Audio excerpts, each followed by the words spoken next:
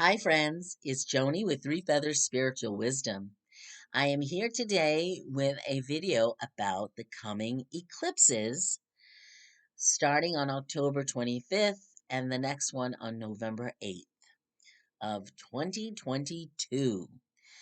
I want to thank you for liking, subscribing, sharing, commenting. I really appreciate the support. If you are interested in getting either an astrology reading or tarot and oracle card reading from me, I can do them on Zoom remotely if you are outside of Nebraska. Or I have information about how I can be reached for an in person reading below in the description box. Okay, that's my little commercial before we begin. But I wanted to do this video on the eclipses because I really feel they're going to have some extraordinary, intense energy that we can take advantage of. I really feel like there's a push individually and collectively for either more transformation.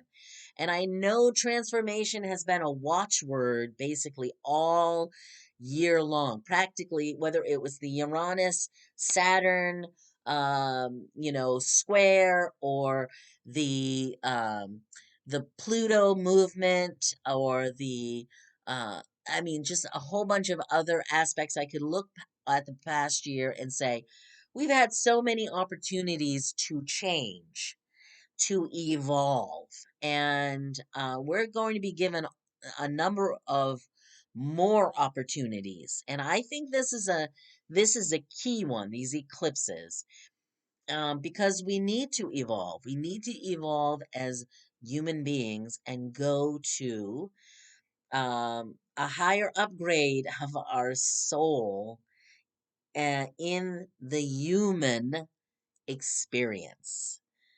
Um, and you know this because of the chaotic world we live in. And we all say, wouldn't it be nice if people were more kind, or people weren't so divisive, or people had compassion, or I'm even seeing things like there's an empathy gap. People have less and less empathy for others. So we are meant to change and go in that direction, and so many more people need to awake to that.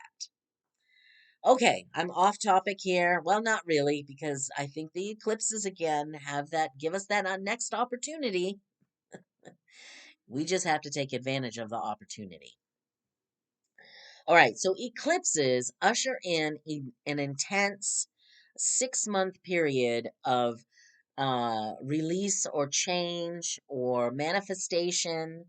Because the first one on October 25th is a new moon.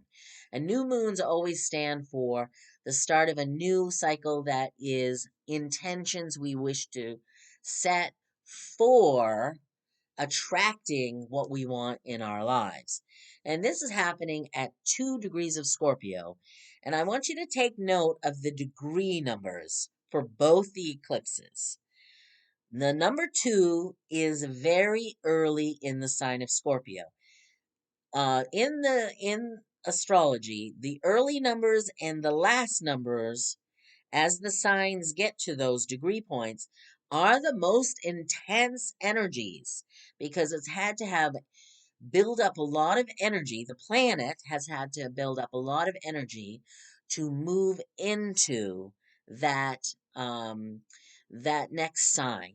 And so the early degrees are the dissipation of that energy, or the later degrees are the buildup of that energy to move into the next sign. Now, the moon, of course, moves more frequently than any other body in the cosmos, so it has that up and down energy. And of course, we women feel it most in our cycles, and the waves of water feel the moon in the cycles. Okay. So there's the 2 is significant because of the amount of energy in those early degrees. And then in the November 8th eclipse, it is at 16 degrees. And 16 degrees is an angelic karmic number. It means new beginnings. It means awakening to change. It's about personal growth. It's about angelic support. Now, the number 16 is, oh, let me see if I can find it here. The number 16 is the number of the tower in Tarot. I should have thought of this before I did this video, and I didn't think to pull it out. And of course, I can't find it. Tower, tower, tower. Where are you, tower? Nope, that's not it. It's probably the last darn card.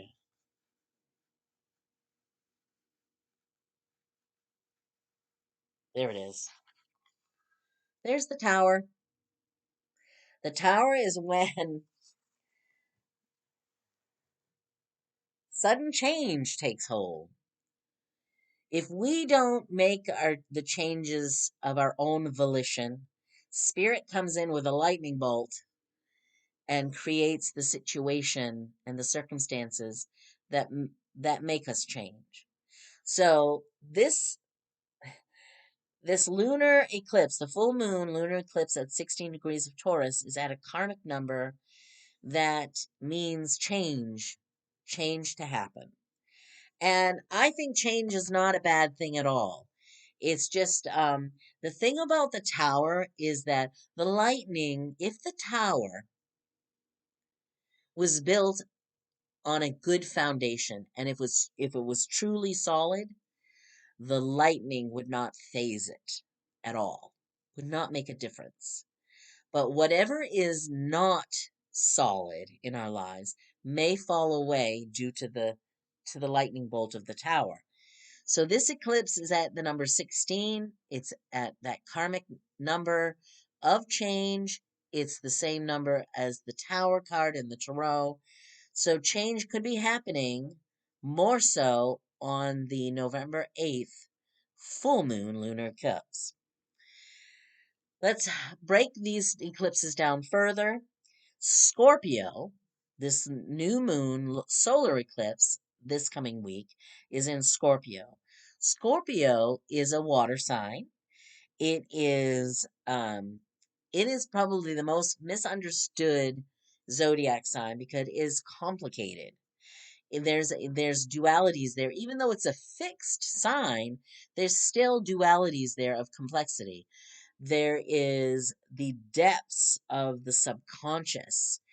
Scorpios will go deep into their emotion. Sometimes there's an extreme of emotions in Scorpios, and the other thing is that depth is a metaphor for the subconscious and the unconscious, and digging deep and diving deep to bring what is deep within us to the surface. And what's deep within us could be wounds that we had for a long time that need to come to the surface, to be acknowledged, to be honored, to be healed, to be released. Now, I'm not saying that's easy. Whenever I talk about that, I make sure to say it's not easy. It's never easy, and it's not meant to be easy. But sometimes it has to be done so that we're not carrying that baggage around anymore because it weighs us down. It keeps us sometimes in fear, and we need to move forward and evolve. Taurus, where the full moon lunar eclipse will be in November, Taurus is the sign of the physical world. I think I mentioned it earlier. Maybe that was the other video that I did. It represents the physical world, the material energies. So Scorpio is like the emotional, spiritual energies, okay, that we can't necessarily see because it's deep down in us. Taurus is the physical world. So our physical health, our physical presentation, our the material energies of food and money and work and possessions. So Taurus rules the second house of the zodiac, where our income is. So our jobs that pays the mortgage, where our possessions are, our stuff is. So eclipses, whether they're the new moon eclipse or the full moon eclipse, is about something being eclipsed or cut out of our lives. So, what needs to be released? What needs to be eclipsed? How do we strike a balance? Scorpio and Taurus are opposite each other. They're the dualities for each other. And it's about meeting halfway. What do we need to reevaluate to be healthy in our material world and healthy in our inner uh, spiritual and emotional world? Okay. I've got notes here. I've got 3 pages of notes for this. Okay, so let's dive deep into the first eclipse. On October 25th, Scorpio, the sign of death and rebirth, which is ruled by Pluto, is going to host that new moon solar eclipse at 2 degrees. Some of the aspects that are happening at this time is that the sun and moon, of course, are both in Scorpio, and they are conjunct with Venus. So both Pluto, which rules Scorpio, and Venus, which is in the sign of Scorpio and conjunct with those aspects, are players in this eclipse. So, you know, what is the what is hidden? What are the true emotions that need to come out? Venus is the experience of love and desire. She also rules Taurus, which is the opposite of Scorpio. So she's interested in what we value: money and other types of possessions, and beauty, and love and relationships. So there could be some things around relationships here. Scorpio is very passionate. Um, sex is involved with Scorpio. Scorpio rules the genitals, and so passion and sex life is here, as well as that spiritual life. So very interesting. And Venus is conjunct. So that means that the energy of Venus and the energy of the moon and the sun are all boosting each other. So it could be a very passionate, emotional time during this moon, this new moon. And then the other aspect is, and maybe that's another place to put some manifestation, is in our relationships and the emotional health of our relationships. That could be one of the places to put some intention with this new moon in Scorpio. The other aspect that's happening, Pluto, of course, the ruler of Scorpio, is in an inconjunct with Mars. Pluto is in Capricorn, Mars is in Gemini. Mars is also the ancient ruler of Scorpio. So both Pluto and Mars have, Pluto is the modern ruler, and Mars is the old ruler. So they're in an inconjunct. And an inconjunct means that they are talking to each other, but they don't understand a word that each other is saying. So Pluto, they need to work towards a compromise and prioritize what is good. Pluto, again, that energy of death, release things, rebirth, transformation, and Mars is all about going forward. And going forward in Gemini is, how we communicate. So there could be some confusion about how to communicate about the transformation we wish to go forward with. All right. And Mars wants us Mars has always got that momentum and that energy and the vitality to want to move forward. So, an inconjunct is a difficult aspect, and there's some confusion there, and they need to meet each other in the middle with some sort of compromise. Lastly, Mars again is in a square with Neptune. So that could create yet more confusion. Neptune may bring its foggy energy to the situation during this eclipse, and Neptune is in Pisces, as I said. Mars is in Gemini, so there is a restlessness. There is Neptune can be foggy. It may be draining some of the energy from Mars in this square. So, what is draining your energy? Because we need the energy to move forward with transformation. If we don't have the inspiration or the motivation or the vitality and energy to do it, we won't get very far. So there could be issues about confusion and needing to focus or concentrate. There could be issues around energy and needing the energy to do it. Very interesting eclipse.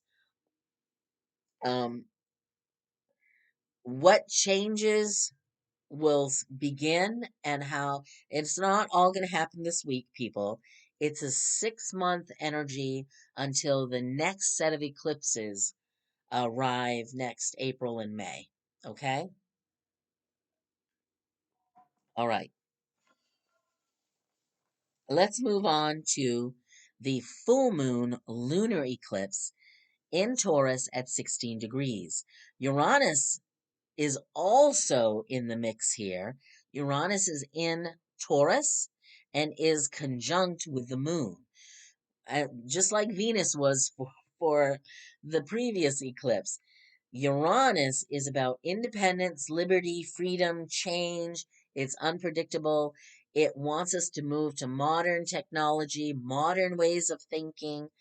And it is on the 16 degrees with the full moon at 16 degrees in Taurus. So something unpredictable could happen. And Uranus in Taurus has been making changes to our agriculture, to our financial systems.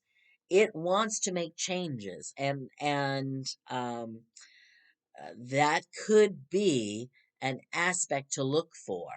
I I have a bit of a premonition that there may be some instability in the financial sector as we hit that full moon lunar eclipse. Okay? The moon is in a square with Saturn. So there could be money issues, and Saturn and Uranus have been dueling it out in their own square all year, basically. Um, and it is Saturn is the traditional ways, the structure of the old system, and Uranus wants to bring in the new. So here we have the moon also joining in on that square with Saturn. And so there could be some issues around money. Again, I just kind of feel that. Now, the moon is in an opposition to the sun, Mercury, and Venus, which is all in Scorpio. And when there is an opposition, they need to meet halfway. So we've got Scorpio, the underlying emotions and hidden things, the spiritual and the sexual energy going on here. And we have the moon now in Taurus, the material world. So it's about, for me, I think, bringing the change up to see, looking at or the subconscious, the issues in the subconscious, bringing them up to see, facing the changes in our world as we experience them, and trying to find our own way of stability as things change. So we might have to flow like the water of Scorpio in the changes that we are seeing and experiencing in our world, because change is the only constant that we have. Um, we talk about it in the way of the weather. Wait 15 minutes and the weather in Nebraska will change. So change is a constant, and we are under a lot of change, and there's a lot of opportunity to manifest changes. And at this full moon, you could release or complete something or reevaluate at this juncture the changes that are happening in your life or what changes you need to make. So that's what I have for you regarding the eclipses. I hope that's been helpful. I think they're an interesting cycle is about to begin with those two eclipses kicking it off. So we're at 21 minutes. I wish you many blessings for the coming week. Leave your comments below. Check out my website if you want a reading. Send me a message. I would really appreciate it. Take care.